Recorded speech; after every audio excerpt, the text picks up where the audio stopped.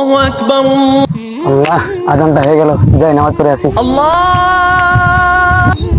শরীফুল ভাই, কাজ কি হয়েছে আপনার? হ্যাঁ ভাই, কাজ তো প্রায় শেষের দিক হয়ে গেল। আজানটা তো হয়ে গেল, চলেন নামাজটা পড়ে আসি।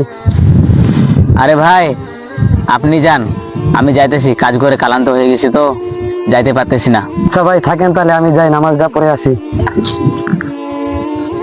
ওস্তাদ, কাজ তো শেষ, টাকাটা দিলে ভালো হতো একটু। ও আচ্ছা, তোমার কাজ শেষ, আচ্ছা টাকাটা নাও। কিন্তু সদর কই? সদর ও তো অর্ধেক কাজ করে চলে গেছে, ঠিক মতন কাজও করে না, খালি ফাঁকিবাজি দেয় কাজের মধ্যে। ও আচ্ছা, ও আজকে আসুক, ওর অর্ধেক টাকা কাটে নেবো। আচ্ছা তাহলে আমি গেলাম। আসসালামু আলাইকুম ওস্তাদ। ওয়ালাইকুম আসসালাম। ওস্তাদ, আমার তো কাজ শেষ, আমার মজুরিটা। ও আচ্ছা, তোমার কাজ শেষ, এই নাও তোমার টাকা। তোমাকে আজকে অর্ধেক টাকা দেওয়া হয়েছে, কারণ তুমি কাজে ছিলা না, অর্ধেক কাজ করে চলে গেছিলা।